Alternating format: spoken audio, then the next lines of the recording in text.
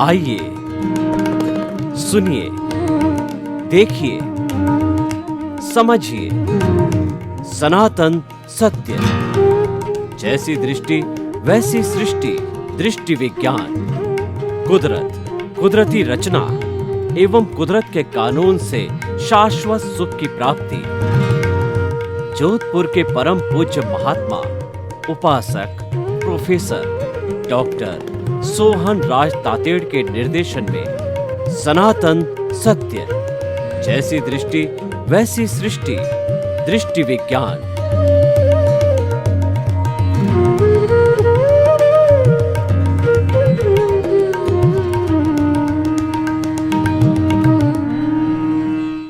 भाई और बहनों, मातृशक्ति को नमन। आज का हमारा बहुत सुंदर विषय ज्ञान के 5 प्रकार। किसी भी वस्तु के व्यवस्थित होने को ज्ञान कहते हैं। किसी वस्तु के बारे में, व्यक्ति के बारे में जब हम जानकारी करते हैं, उसकी विस्तृत जानकारी करते हैं कि वह कौन है, वो क्या है, क्या करता है, उसके क्या गुण हैं, क्या लक्षण हैं, इन सब चीज़ों की जानकारी करते हैं, वो ज्ञान कहलाता है। ज्ञान 2 तरह का होता है। एक तो बाहरी जगत का ज्ञान, जिसको भौतिक ज्ञान कहते हैं, और एक भीतरी जगत का ज्ञान होता है, जिसको आध्यात्मिक ज्ञान कहते हैं। आध्यात्मिक ज्ञान का संबंध होता है, वह हमारी आत्मा से जुड़ा हुआ होता है, और भौतिक ज्ञान का संबंध होता है हमारे सांसारिक जीवन, हमारे व्यवहार जगत, हमारे इंद्रियों के जगत से जुड़ा हुआ होता है। कुल 5 तरह के ज्ञान होते हैं। मति ज्ञान, शुद्ध ज्ञान, अवधि ज्ञान, मनोप्रयोग ज्ञान और केवल ज्ञान। और इनका वर्गीकरण करें तो बहुत से हो सकते हैं, जो कि इसी के अंदर वर्गीकृत होते हैं। मति ज्ञान, बुद्धि पूर्वक होने वाला ज्ञान मति ज्ञान है। यानी हम मन, इंद्रियों और बुद्धि की सहायता से जो ज्ञान करते हैं, वो मति ज्ञान कहलाता है। जैसे कि मैंने कोई भी व्यक्ति का दृश्य देखा, तो दृश्य देखने के बाद में वो दृश्य दिखाया आँखों ने, और मन ने उस पर चिंतन किया, यह व्यक्ति कौन है, ये मन का कार्य हुआ। और मन ने चिंतन करके उस व्यक्ति के, अगर मान लो बातचीत नहीं की है, उसके केवल आउटलुक को देखा है, तो वो इतना लंबा है, इतना चौड़ा है, उसका ये रंग है, ये रूप है, और ये वस्त्र धारण किए हुए हैं, और बातचीत करता है तो उससे पूरा विवरण मालूम हो जाता है, वो कौन है, कहाँ से आया है, क्या कर रहा है, इत्यादि इत्यादि। या हम किसी पुस्तक को पढ़ते हैं, तो पुस्तक के पढ़ने से उसके अंदर जो कंटेंट्स लिखा होता है, उसका ज्ञान हो जाता है। अगर हम टीवी देखते हैं, तो टीवी देख करके जो चलचित्र चल रहा है, उसको समझ करके ज्ञान कर सकते हैं। अगर हम इंटरनेट को देखते हैं, उसमें कोई आर्टिकल निकालते हैं, तो उसको पढ़ करके पूरा ज्ञान हो जाता है। सेमिनार चल रही है, कोई वक्ता बोल रहा है, तो उसके बोलने से हम समझ करके उसको बुद्धिपूर्वक ज्ञान कर लेते हैं। ये सारा मति ज्ञान है। यानी हम जितना भी, चाहे बाहर के जगत का हो, चाहे भीतरी जगत का हो, जितना भी मन और इंद्रियों से बुद्धिपूर्वक जो ज्ञान किया जाता है, सब मति ज्ञान है। मति ज्ञान के बिना व्यक्ति इस दुनिया का कोई भी कार्य नहीं कर सकता है।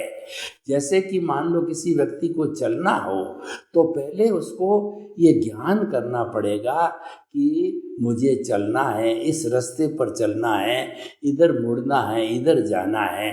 उसके अंदर मन के साथ साथ के अंदर इंद्रियों का, चक्षु इंद्रियों का सहयोग लेना पड़ेगा, और बुद्धि का तो सहयोग होता ही है, क्योंकि नाम ही इसका मति पूर्वक बुद्धि पूर्वक ज्ञान है, तो बुद्धि का जहाँ उपयोग किया जाता है सारा वो मति ज्ञान कहलाता है। पुस्तक का पढ़ना, टीवी का देखना और आगम का पढ़ना और उसके बाद के अंदर ध्यान करना और सामायिक करना, जितने भी धर्म के प्रकार है वो सारा मति पूर्वक होता है। और अगर हम हमारी चेतना का भी अनुभव करना चाहें तो उसके लिए भी बुद्धि का काम लिया जाता है कि मैं मन वचन काया से मुक्त ऐसा शुद्ध आत्मा हूँ। इसको बोल करके, जान करके, अनुभव करके किया जाता है। तो पहले बुद्धि अप्लाई करनी पड़ती है, फिर ज्यों ज्यों श्रेणी चढ़ती है त्यों तो हम अनुभव की श्रेणी के अंदर जाते हैं। तो ये सारा मति ज्ञान है और ये अति आवश्यक है। जो मनधारी व्यक्ति है, इंद्रियधारी व्यक्ति है, बुद्धिधारी व्यक्ति है, वही मति ज्ञान कर सकता है। और जो पेड़ पौधे वगैरह है वो चतुरिंद्रिय तक तो मति होता ही नहीं है, क्योंकि वहाँ मन नहीं है, वहाँ बुद्धि नहीं है। तो पंचेंद्रिय पे ही, और जो खास जो पशु पक्षी वगैरह पंचेंद्रिय है वो भी मति ज्ञान करते हैं, क्योंकि उसके पास भी जो है मन होता है, लेकिन वो डेवलप नहीं होता है, अनडेवलप्ड होता है। उनकी भी वोकेबुलरी है, वो भी बोलते हैं अपने शब्दों से, परंतु पक्षियों की, पशुओं की भाषा हर एक नहीं जानता। उनका शब्दकोश बहुत सीमित होता है, हमारा शब्दकोश अनलिमिटेड होता है। उनके शब्दकोश के अंदर 5, 7, 10 जो अक्षर या शब्द ही होते हैं, लेकिन वो करते हैं। उनके पास में बहुत न्यूनतम मति ज्ञान होता है। अब हम आगे बात करते हैं दूसरा, श्रुत ज्ञान। ये ज्ञान बड़ा इम्पोर्टेंट है। मति ज्ञान वाला व्यक्ति केवल स्वार्थी होता है, क्योंकि वह केवल सोचता है, समझता है, बुद्धि का उपयोग करता है, मन से चिंतन करता है, लेकिन दूसरे को उसका लाभ नहीं होता है। दूसरे को लाभ, पांचों ज्ञान में से दूसरे को लाभ देने वाला, परोपकार करने वाला, जगत कल्याण और जनहिताय का काम करने वाला श्रुत ज्ञान होता है। इसीलिए परोपकारी ज्ञान कहलाता है। श्रुत ज्ञान के अंदर हम जो है आगम का वाचन करते हैं और अपनी भाषा में अपने अनुभव का विनिमय करते हैं। हम किसी धार्मिक ग्रंथ का करते हैं। और सांसारिक जीवन की बात करें तो फिजिक्स है, केमिस्ट्री है, मैथमेटिक्स है, जूलॉजी है, बॉटनी है और ज्योग्राफी है और इत्यादि इत्यादि इत्यादि जितने विषय है उनकी जानकारी कर देते हैं लोगों को। ये देने का काम करती है, जानने का काम तो मति ज्ञान करता है। लोगों तक पहुंचाने का, यानी लोगों से बातचीत करने का जो माध्यम है मति ज्ञान है। जितने हमारे श्रुत ज्ञान है, जितने हमारे प्रवचन होते हैं, सत्संग होते हैं, चाहे पंडाल में हो, चाहे टीवी पे हो, चाहे ऑडियो हो, चाहे वीडियो हो, कैसे भी होते हैं, सब श्रुत ज्ञान का प्रकार है।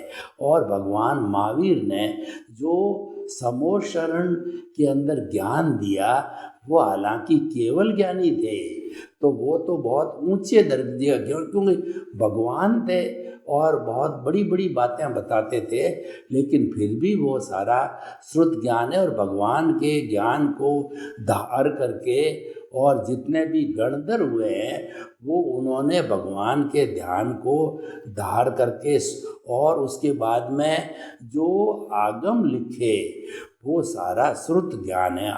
श्रुत ज्ञान हमको आगमों से मिलता है, जो जिन वाणी है भगवान की वाणी है।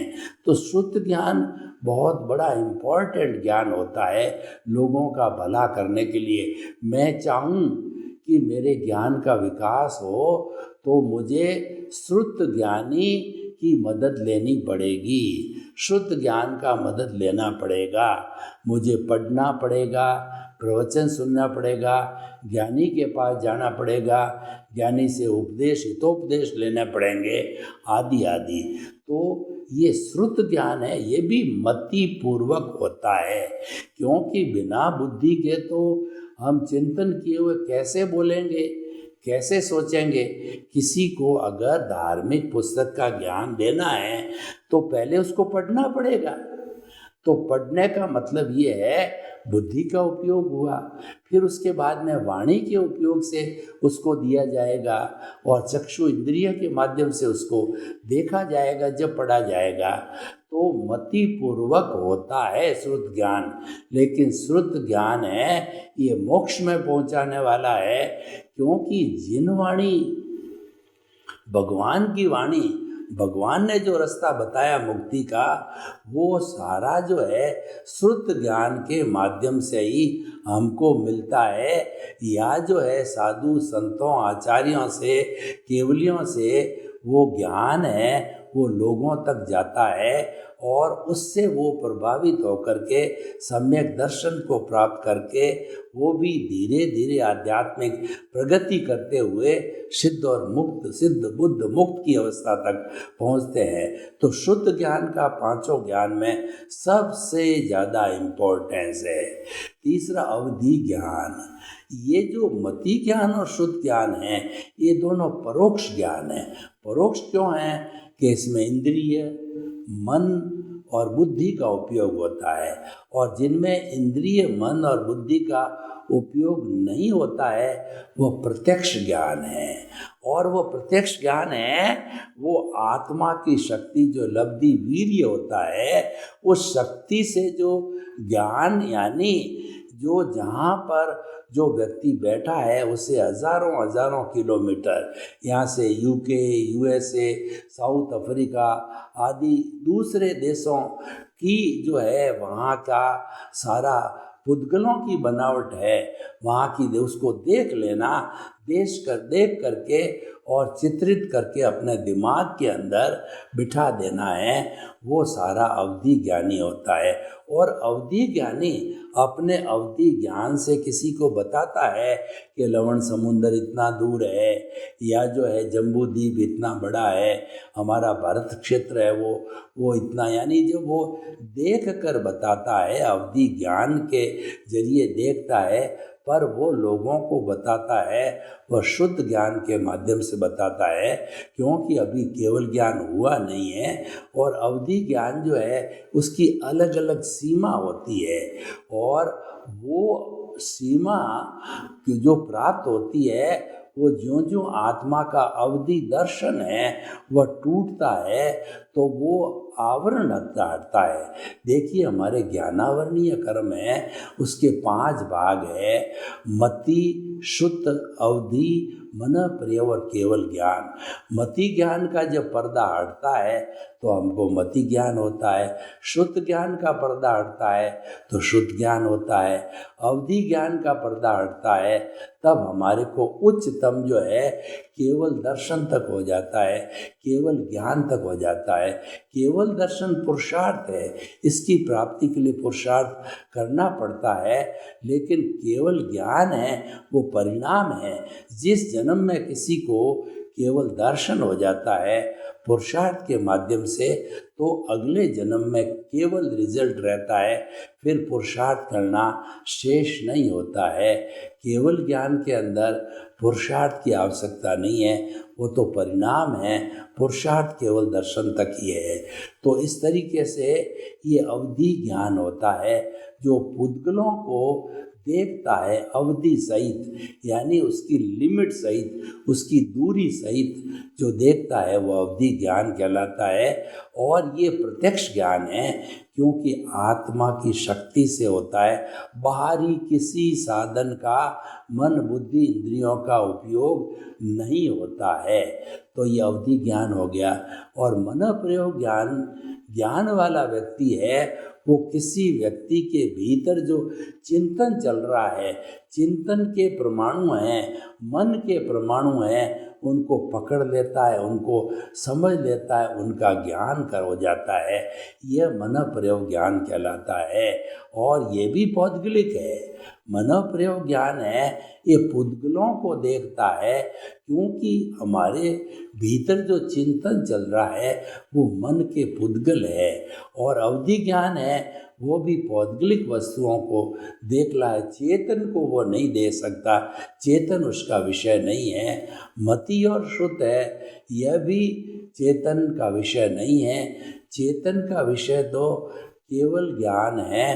केवल ज्ञान के माध्यम से वह जड़ और चेतन की हर अवस्था को जानता है। केवल ज्ञान प्राप्त होने के बाद के अंदर व्यक्ति सेल्फ रियलाइजेशन कर लेता है। आत्मा का 360 डिग्री तक का अनुभव, प्योर सोल का अनुभव कर लेता है। उसके नीचे कोई भी ज्ञान वाला प्योर सोल का अनुभव फुल 100% नहीं कर सकता। कुछ न कुछ अंशों तक वह बुद्धि से भी कर सकता है, चित्त से भी कर सकता है, मन से भी कर सकता है, अवधि ज्ञान से और मनोप्रयोग ज्ञान से भी कुछ सीमा तक हो जाता है। जो कोई भी तीर्थंकर माता के गर्भ के अंदर जन्म लेता है तब उसके पास में 3 ज्ञान होते हैं, मति ज्ञान, शुद्ध ज्ञान, अवधि ज्ञान। उसके जरिए वह बाहर क्या चल रहा है उसका पूरा चित्रण कर लेता है।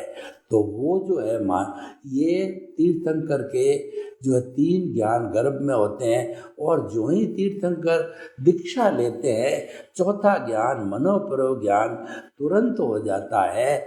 व्यक्ति के मनों को, मनोभावों को पकड़ लेता है, समझ लेता है, बता देता है। तो मनोप्रयोग ज्ञान होता है जो मन के परमाणुओं को पकड़ता है, समझता है, विश्लेषण करता है और उसका अर्थ बताता है। अब जो अंतिम ज्ञान 5वां है जो कि भुवन भास्कर है, वह सूर्य के समान कहा जाता है। तो किसी को केवल ज्ञान हो जाता है तो उसको पूरा ब्रह्मांड दिखता है, उसको जड़ और चेतन की हर अवस्था दिखाई देते हैं। यानी केवल ज्ञानी इस संसार का सर्वश्रेष्ठ प्राणी है, उसके ऊपर कोई भी प्राणी नहीं है। और जो कोई भी औधारिक शरीर वाला जीव प्योरिटी को, गुणस्थान को प्राप्त करता करता जब जो है वह केवल ज्ञान को प्राप्त कर लेता है तो वो औदारिक शरीर के अंदर ईश्वर बन जाता है, प्रभु बन जाता है, जीता जागता जिंदा भगवान बन जाता है। एक तो मूर्ति का भगवान होता है जो मंदिर में होता है, जो कोई हम श्रद्धा प्रणत होकर के और उनके दर्शन करते हैं। और ऐसा केवल ज्ञानी जो है जीता जागता भगवान है और उनके हम साक्षात दर्शन कर सकते हैं। जैसे भगवान महावीर के समय में लोगों ने महावीर के दर्शन किए, और जितने जितने केवल ज्ञानी हुए हैं भगवान महावीर के समय में, क्योंकि महावीर के 20 साल के बाद में लगभग जो है जम्बू स्वामी ने केवल ज्ञान के ताले लगा दिए। तो उस समय तक जिन जिन को भी केवल ज्ञानी हुआ है वो सब ईश्वर का रूप बने, वो ईश्वर रूप हुए हैं और उसी भाव के अंदर वो जो है सिद्ध बुद्ध और मुक्त हो गए हैं 14वां गुणस्थान प्राप्त करके। तो इस तरीके से जो है हमारी ये 5 ज्ञान हैं, और ये 5 ज्ञान जो है ज्ञानावर्णीय कर्म के क्षोभसम से मिलते हैं। अब मैं आपको बताता हूँ कि ज्ञानावर्णीय कर्म क्या है, इसके बंधने का कारण क्या है, इसके छूटने का कारण क्या है। जब इसका क्षय होता है तब मति, शुद्ध, अवधि, मन प्रयोग और केवल ज्ञान होता है। जो केवल ज्ञानी होता है उसके क्षायिक सम्यक तो होता है, उसके ये क्षायिक ज्ञान होता है जो कभी जाता नहीं है, उपशम वाला चला जाता है। तो अब आप देखिए कि जो है इनके जो है किस तरीके से ज्ञानावर्णीय कर्म है। क्या ज्ञानावर्णीय कर्म एक आँख पर पट्टी के समान है। जब पट्टी बंदी होती तो हमको कुछ दिखाई नहीं देता है, तो ज्ञानावर्णीय कर्म आत्मा के ऊपर पट्टी के रूप में हावी हो जाता है। तो कोई चीज़ हमें याद नहीं होती, किसी चीज़ का हमें ज्ञान नहीं होता और हम जो है बार बार भूल जाते हैं। यानी जो है ज्ञान के अंदर हमारे जो है विघटन आ जाता है तो वो सारा ज्ञानावर्णीय कर्म की तरफ से होता है। कैसे होता है कि सूर्य पूर्ण रूप से जो है चमकता है, लेकिन जो है ये बारिश का सीजन हो और घने बादल है, सूर्य के सामने आ जाते हैं तो उन बादलों की ओट के अंदर सूर्य छिप जाता है और लगता ऐसा है कि रात हो गई, लेकिन अभी तो 2-3 घंटे दिन बाकी होता है। तो उसी तरीके से जो ये केवल जो कि ज्ञानावर्णीय कर्म है, हमारा सबसे चरम जो हमारा ज्ञान केवल ज्ञान है उसको ढक लेता है। तो ये ज्ञानावर्णीय कर्म की बात हुई। और ज्ञानावर्णीय कर्म के बंधने के कारण क्या है कि हम ज्ञान या ज्ञानी का तिरस्कार करते हैं, सम्मान नहीं करते, अहंकार के वशीभूत होकर के उसको बुरा बताते हैं, तो हमारे ज्ञानावर्णीय कर्म का बंध होता है। जैसे कि अर्यंत, सिद्ध, आचार्य, उपाध्याय और जो है साधु, ये पंच परमेष्टि है, ये ज्ञानी पुरुष कहलाते हैं। इन ज्ञानी पुरुषों की अवहेलना करना, उनको प्रताड़ना देना और जो है उनके प्रति जो उतरती बात करना, उनकी कोई न कोई इंसल्ट करना, ये सारा ज्ञानावर्णीय कर्म के बंधने का कारण होता है। ज्ञान के जो स्रोत है, धार्मिक पुस्तक है, आगम है, उनका स्वाध्याय करना चाहिए। उनका जो है 5 तरह के जो नियम है उनका पालन करना चाहिए स्वाध्याय के। पहला है प्रश्ना, प्रश्न पूछते रहो तो कहीं पर भी ज्ञान है वो हमारा, अगर कन्फ्यूज़न है तो वह दूर हो जावे। और उसके बाद के अंदर परिवर्तना, जो ज्ञान आपने कर रखा है उस ज्ञान को बार बार आप चितारो, उसका रिवीजन करो, ये परिवर्तना कहलाता है। और प्रश्ना का मतलब होता है कि पूछना। कोई भी आपको प्रवचन हुआ है और उसके बारे में कोई आपको कन्फ्यूज़न हुआ, तो जितना आप पूछ करके उस चीज़ को अपने अवचेतन मन तक लगाओगे, ले जाओगे, तो वह सारा जो है हृदयंगम हो जाएगा। ईश्वर प्रणिधान, हमें जो है ईश्वर की भक्ति करना चाहिए, ईश्वर का विश्वास रखना चाहिए, ईश्वर में श्रद्धा करनी चाहिए। ईश्वर की ये जो श्रद्धा है वही हमको आगे बढ़ाएगा और ईश्वर के प्रति श्रद्धा है, यही सम्यक दर्शन है।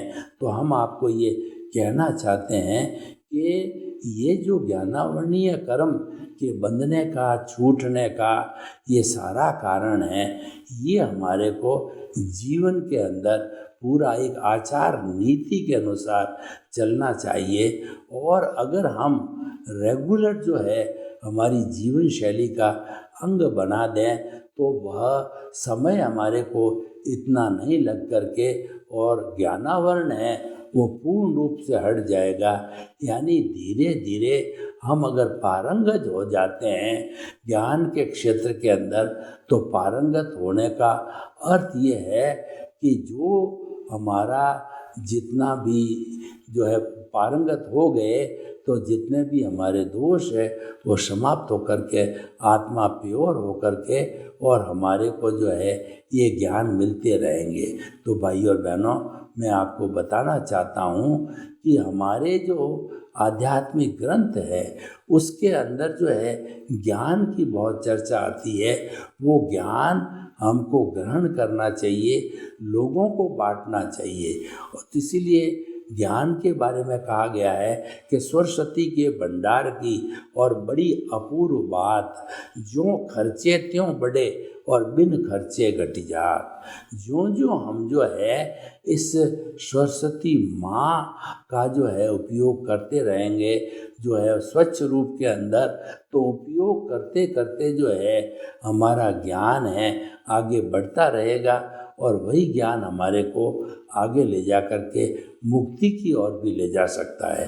तो जैसा कि हमारा आज का विषय है कि ज्ञान के 5 प्रकार, उन प्रकारों को अच्छी तरह से समझना है। वो 5 ही प्रकार एक दूसरे से संबद्ध है और ज्यों-ज्यों हम आगे बढ़ते हैं त्यों-त्यों हमारा ज्ञान भी पवित्र होता है और वो केवल ज्ञान की श्रेणी के अंदर चला जाता है। तो भाई और बहनों, बहुत ही सुंदर विषय है कि ज्ञान ही आत्मा है, आत्मा ही ज्ञान है। दुनिया में ज्ञान के बिना कुछ नहीं होता है। संसारिक कार्य भी ज्ञान से होते हैं, आध्यात्मिक कार्य भी ज्ञान से होते हैं। तो हम दोनों व्यवहार जगत और निश्चय जगत के काम में आने वाला जितना भी ज्ञान है, जैसे मति ज्ञान है, शुद्ध ज्ञान है, उनका उपयोग करना चाहिए। और जो है वो अगर हम नहीं और आत्मा अपने लब्धि वीर्य के अनुसार ज्ञान लेवे तो उनको अवधि ज्ञान, मन प्रज्ञान और केवल ज्ञान भी हो सकता है। उसमें हमारे मन वचन काया का कोई तरह का पुरुषार्थ काम में नहीं आता है। स्वयं आत्मा पुरुषार्थ करती है और वो कर सकती है, क्योंकि जो है चेतना का लक्षण ही पुरुषार्थ है और उस पर जड़ के कानून या कुदरत के कानून भी लागू नहीं होते हैं, तो उसमें वो स्वतंत्र होता है। तो भाई और बहनों, ज्ञान के 5 प्रकार आज के विषय को हृदयंगम करके और हर तरह के ज्ञान को जो है हम इसके साथ में जोड़ करके इसका उपयोग कर सकते हैं। और देखिए, ज्ञान अगर व्यक्ति लिया हुआ है लेकिन ज्ञान के प्रति श्रद्धा नहीं है, जो ज्ञान ईश्वर आत्मा से जुड़ा हुआ है उसके प्रति उसको श्रद्धा नहीं है, तो श्रद्धा न होने से वो ज्ञान अज्ञान बन जाता है। तो इसीलिए ज्ञान के साथ में श्रद्धा का होना नितांत आवश्यक है। सर्वे भवन्तु सुखिनः, सर्वे सन्तु निरामया। लोक के सब जीवों को सुख मिले, शांति मिले, आनंद मिले, प्रेम मिले, सौहार्द मिले और सभी परोपकार करते हुए अपने जीवन को धन्य बनावें। आपके प्रति मंगल भावना, शुभकामना। ओम मारा।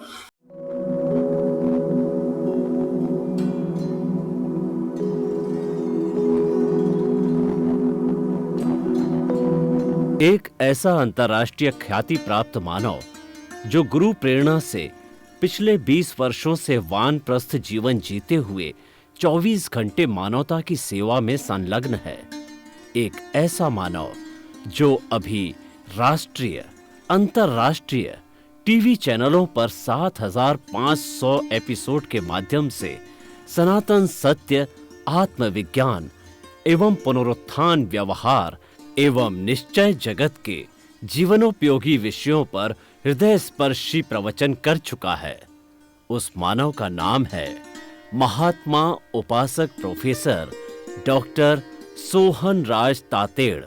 प्रोफेसर तातेड़ द्वारा योग, दर्शन, शिक्षा विषयों पर रचित पीएचडी स्तर के 250 शोध ग्रंथ भारत के 100 प्रतिष्ठित विश्वविद्यालयों में शोधार्थी पढ़ रहे हैं तथा वे सभी शोध ग्रंथ वहां की सेंट्रल लाइब्रेरियों में उपलब्ध हैं।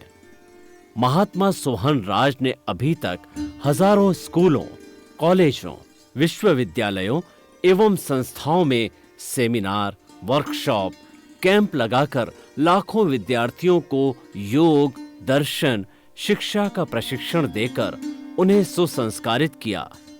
डॉक्टर तातेड़ ने भारतीय संस्कृति उत्थान के 4000 से अधिक समसामयिक विषयों पर आर्टिकल लिखकर ऑनलाइन जर्नल, पत्रिकाओं, वेबसाइट्स पर प्रकाशित किया, जिसका उपयोग लाखों पाठक कर रहे हैं। उपासक तातेड़ के 5000 से अधिक आज का सुविचार, आज का शुभ संदेश, आज का मंगल भावना योग आदि चिंतन websites, Twitter, blogger, Facebook, YouTube माध्यमों से लाखों लोग अपना जीवन निर्माण कर रहे हैं। मानवता के मसीहा ऐसे महामानव महात्मा सोहन राज तातेड़ के प्रोफाइल को अभी तक विश्व के 20 लाख दर्शक यूट्यूब पर, 12 लाख गूगल पर एवं लाखों दर्शक फेसबुक, ब्लॉगर, ट्विटर और इंस्टाग्राम पर देख चुके हैं।